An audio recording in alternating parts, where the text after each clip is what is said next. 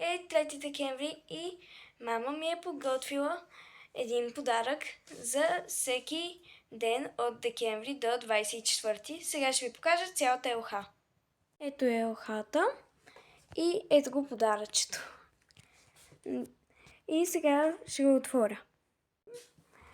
Първо ще взема тиксото. Ако се чуете, кои подаръци са ми за първи и за втори, е тази чанта, която е матчинг с Нарина, т.е. Риншо.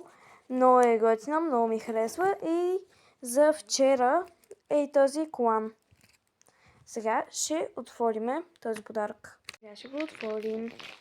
Само да...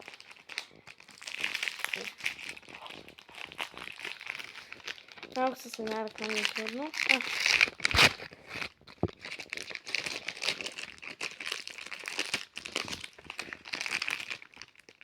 Хора, май се усещам какво е.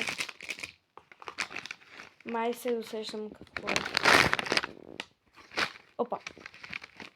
Мини принтърче!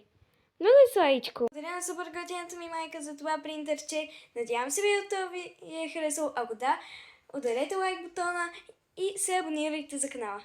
Чао!